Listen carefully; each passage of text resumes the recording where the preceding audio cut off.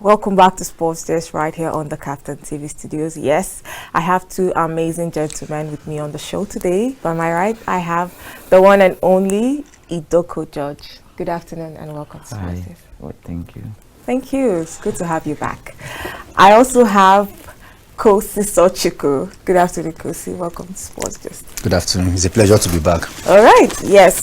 The 2023-2024 Premier League season commences tomorrow. I am super excited. I'm sure you guys are also excited about that. Super excited. Yes, I miss club football. Best league in the It's been a long time coming. It felt like eternity. But finally, and of course, champions Manchester City will be taking on Burnley. I just want to believe that will be a walkover for Man City. It might not be easy, but master against apprentice. Company. Yeah, company. Vincent Company here. He did well in the championship, but they met in the cup competition last season, and it wasn't a very pleasing sight to behold. And that should give them a sense of what they expect in the Premier League. So I feel Company should have used the pre-season period to prepare himself. I appreciated that match a lot because they beat them well.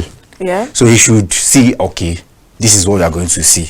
Okay. This is what we are expecting in the Premier League. Yeah. Then he gets his players ready, so as to not repeat itself again, so that result doesn't repeat itself again. Okay. So I feel it's going to be a pleasing sight to behold. Two teams playing attacking football, very attractive football. I commend Company for what he has done in Burnley. Totally changed the ideology of football. Burnley had always been this team that plays the low block, but Company came in, revolved their football ideology, turned them into an attacking football machine. So it's going to be a pleasing sight. Well, the league commences tomorrow for Manchester City. They will be seeking to defend their title, but it's not going to be easy. They have a run of games against Arsenal, Brighton, and then Manchester United in October. It appears really tricky. A month later, City will play Chelsea, Liverpool, and Tottenham Hotspur in consecutive matches. Their big games comes in bursts. The running appears simple enough. Now, City's games, the opening game is easy, but October, November is going to be a bit dicey for them. I don't know if they can keep up with the momentum in going on to defend that particular title. But I mean, after winning it 3 years in a row, I don't think anybody will just sit on the fence. For us now, on paper, a relatively straightforward start to the season with games against Nottingham Forest, Crystal Palace, and Fulham. Mikel Arteta's side face a tricky autumn test when they meet Man City, Chelsea, and Newcastle United in a space of a month. Well, Arsenal will definitely want to capitalize on, what they did last season, and hopefully this time around go all out to win the league. Well, for Manchester United, they travel to North London twice in the first 4 games. They will face Spurs away in mid-August, and later they will play Arsenal. While for Liverpool, an opening day trip to face Mauricio Pochettino's Chelsea. I don't know what to expect. That's one to look up. Definitely. Anthony Taylor for Chelsea, but they have a new manager. Anthony Taylor as the referee for that. Yes, yes, confirmed. Yeah. It's always. I don't know why they keep doing this. They always does it against last 2 seasons when Lampard newly came. His first match was against Manchester United with Anthony Taylor, and we all saw the controversy surrounding that game. Okay. They just concluded season. Chelsea met Liverpool how many times? Like 3 times. He officiated most of the games. There were always controversies. I feel like Liverpool had their way with the referee, where they actually filed a report to the Premier League that they don't want this referee officiating their games. I feel Chelsea should do the same also with Anthony Taylor.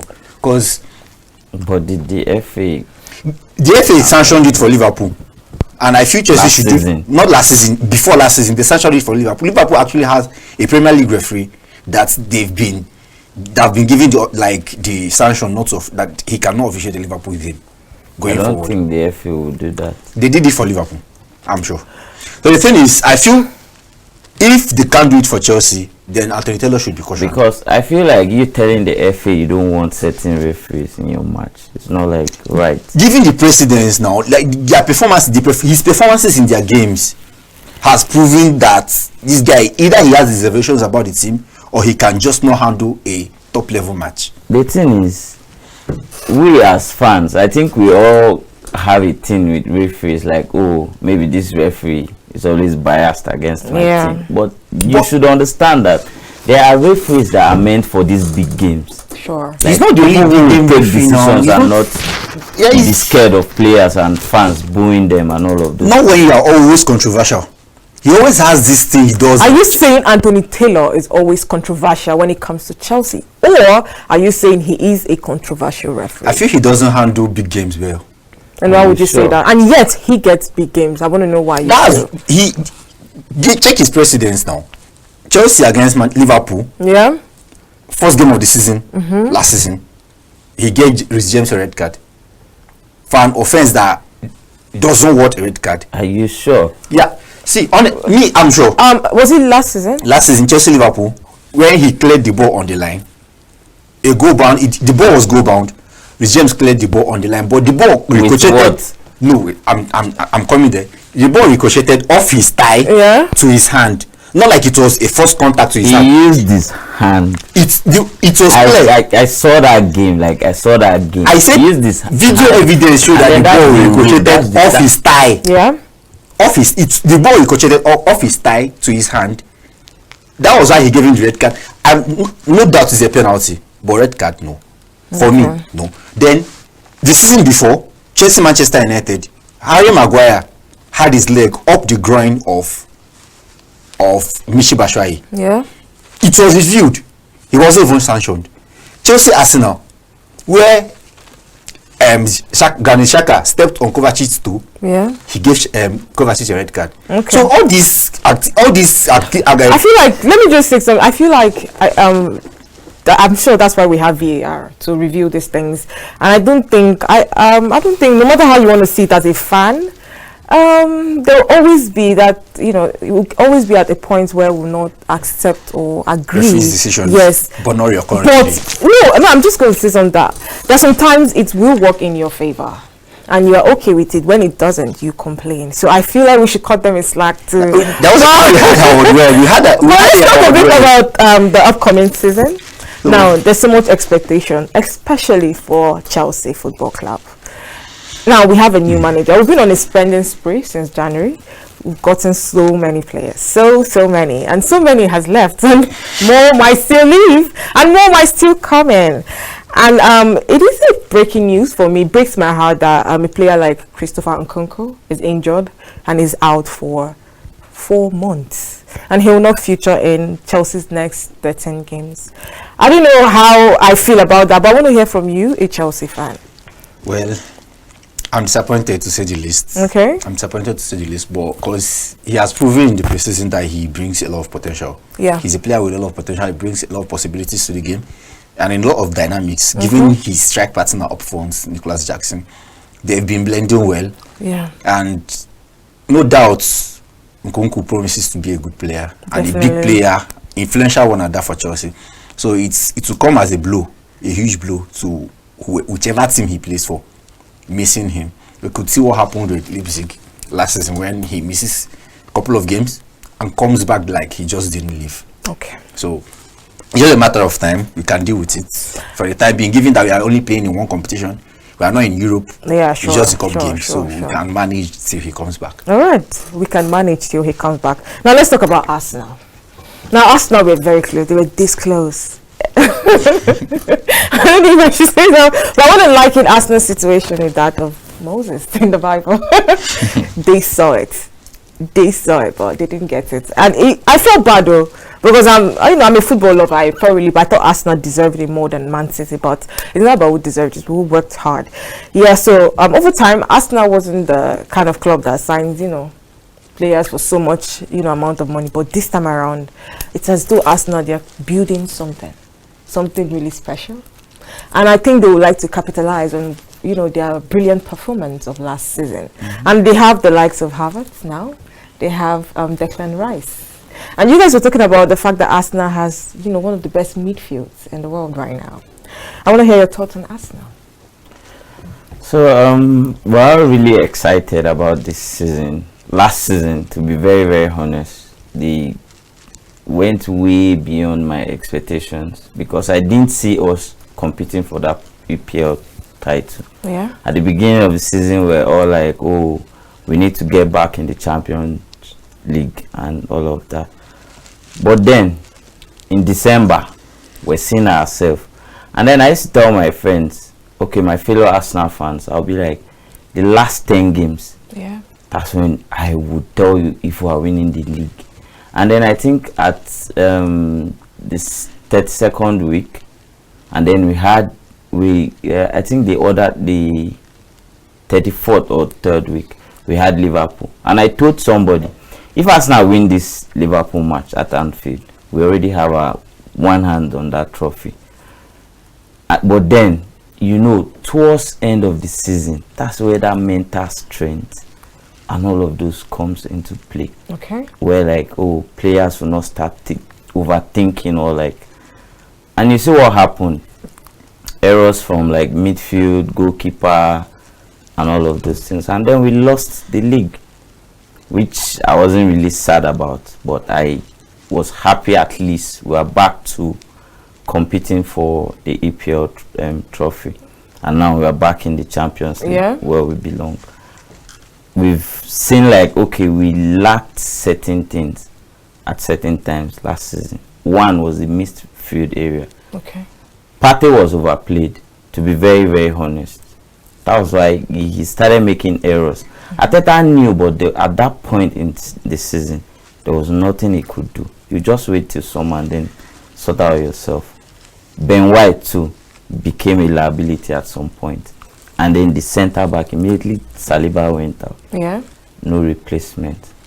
Saliba is his. I mean, at some point, you guys got Jorginho. I think that was. He got Jorginho. The end of the. Yes, got to the end of the season. They brought in Jorginho to help. The thing is, in the modern game, was it too late when they brought Jorginho? Was it like too late? Jorginho was not going to do like anything exceptional, and then you don't have a fit Partey, and then you say you want to play Jorginho. That's why he knew at some point, this guy is tired mentally. Let me just rest him. It has something to do with roles.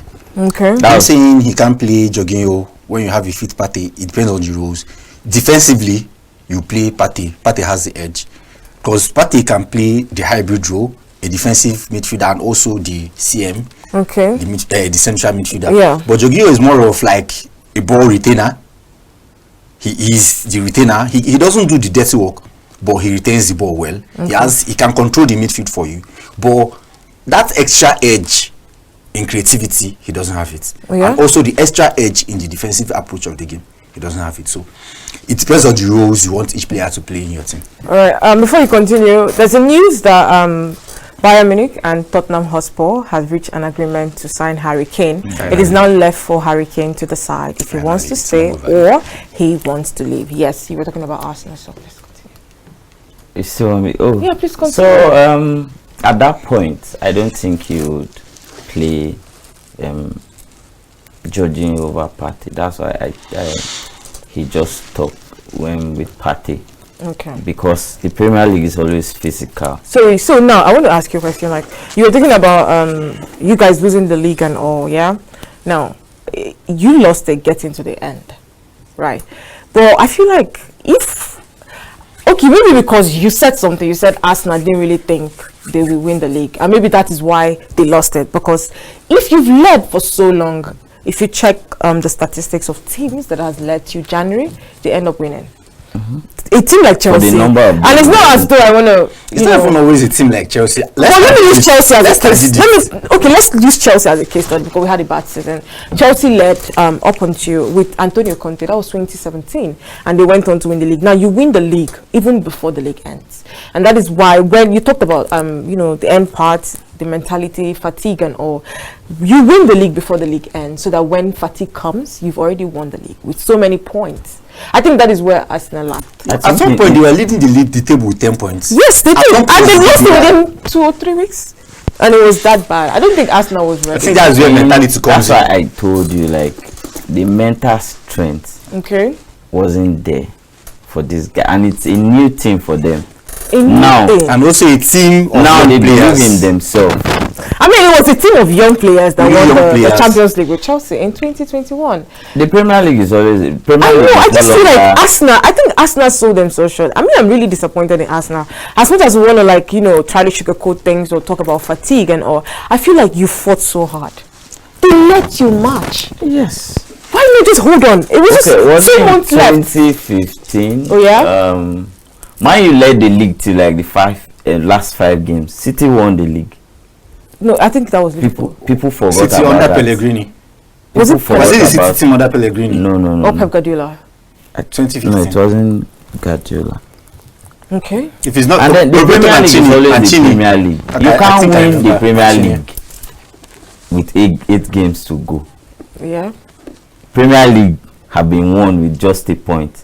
Definitely. I mean, Liverpool, Man City. That was It's not even the 29 first time. Sure.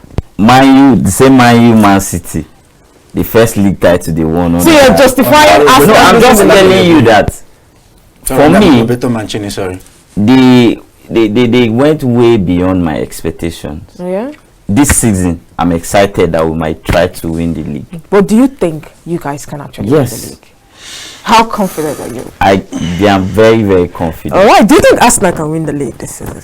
Premier League. Yes. First of all, Premier League has moved from top 4 to top 6. Sure. You've seen teams like Brighton and Hove Albion and Newcastle try to squeeze themselves into the discussion. They're trying to tell you, look, we are not here to take part any longer. We are here to compete. Yeah. So I feel, let's wait for the season to start. All right. Okay. So let's For the talk. season to start. Now let's talk. Chelsea will be taking on Liverpool on Sunday. Now Chelsea's preseason was not so bad. I mean, it wasn't so bad in my opinion. No, it's not about not being so bad. They didn't lose the game. Yeah, so it wasn't so bad, but some people will still believe that you can't judge, you know, a club based on preseason. Now, I want to hear your thoughts on Chelsea before the show ends. Any expectation from Chelsea? And do you think, you know, maybe, I don't know, I don't want to say Chelsea winning the league because that would be like an impossible dream. Last time Chelsea were in Europe, they won the league.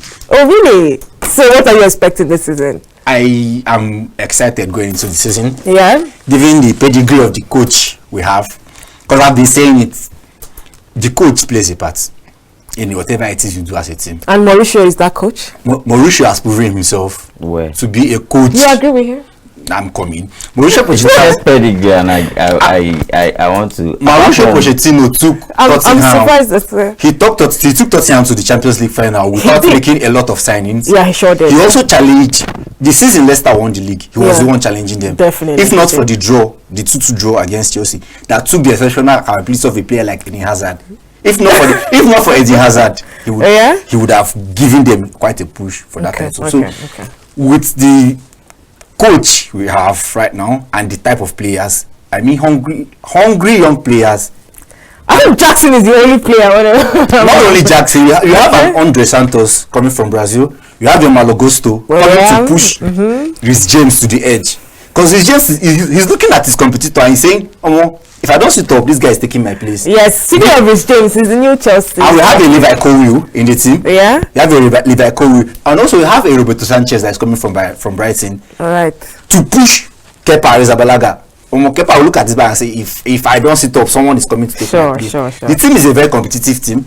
We have an Air Martin that did it with Brighton, with Burnley in the championship. Okay. He won their player of the season last season for Burnley.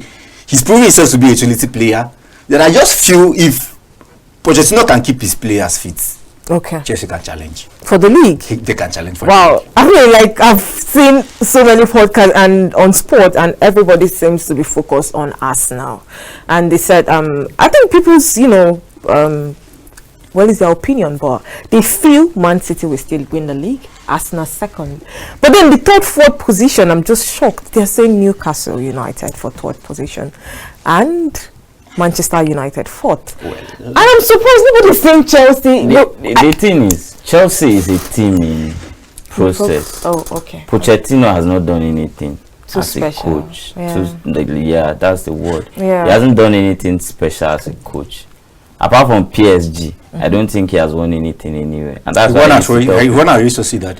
if I go to PSG, trust me, I'm going to win them the league as a coach. But also he won a title. He He won a trophy at Real Sociedad. where he started from Spain before he came to Southampton.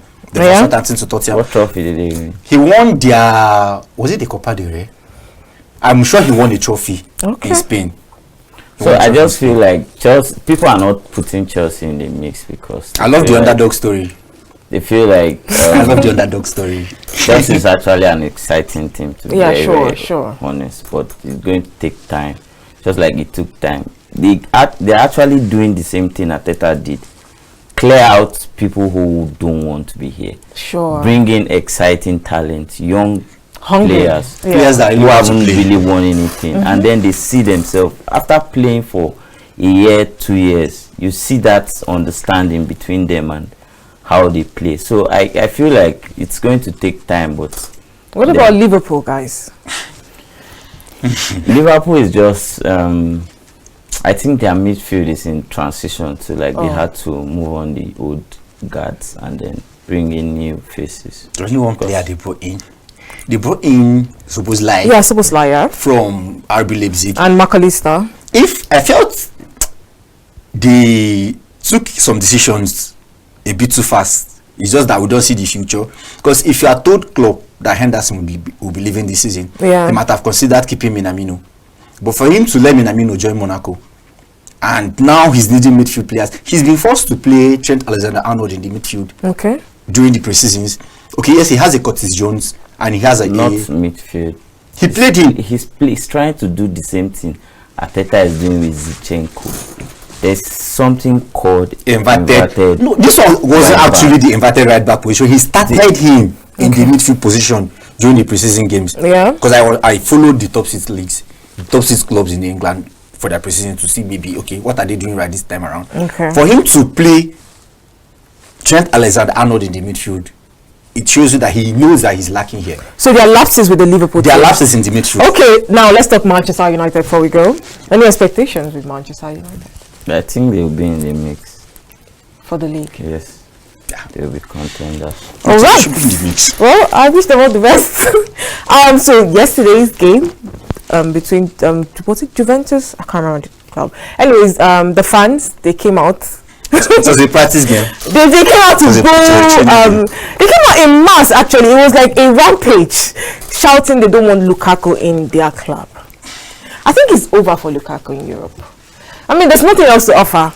In my opinion, I think why not just go to the Saudi League? You know, and they want him there. They want him there. I feel really bad. And then Italian league is one league that black players love to go. Definitely. And it's a whole lot of racism there. And French league also. Yeah. You get. So I felt really, really bad when I saw the video last night of them invading the pitch after the match. Well, the happening wasn't, it doesn't have anything to do with racism. It's just fans of a club telling you don't want this. I think it's born out of Lukaku's character. Is his attitude? Yes, I think Lukaku said something about Juve. He did with Chelsea. I think he's fond of that. He did with Manchester United. He has done. He's that player that always lets his attitude get in his way. Yeah. Professionalism should be the watchword for you. If you're a top star, that's why I look at Cristiano Ronaldo and Lionel Messi. It's not easy to do what they are doing. Look at Kylian Mbappe and PSG. Kylian Mbappe is a very exciting talent, but he's letting his attitudes get the best of him. Okay. He's trying to show that I'm a big boy. He is a big boy. No, he is a big boy. Ronaldo was a big boy. PSG actually put themselves in this situation. Thank you. And that is why I don't want to blame Mbappe for that. They gave him a lot of power. This guy wants to go to Madrid. Obviously. Let him go. Don't try to hold on to him. I feel and now you're saying it's an attitude problem. No. That guy has won the World Cup. He can still win. And he got to another World Cup final. Let's not forget. He gave Lionel Messi a run for his money. I understand. The thing is, I feel like all these players. No, let's focus on Lukaku because Lukaku is the problem. Okay, Lukaku's his attitude. Okay, you know our time is fast spent, so I just want to hear from you. What should Lukaku do? Just one sentence. Lukaku, leave Europe. Period. Well, that's what you can take on the show, guys. Thank you so much, George Kosi, for being on the show with me. Let's do this again, same time, same station tomorrow. I am DRS Number. Do have a wonderful day.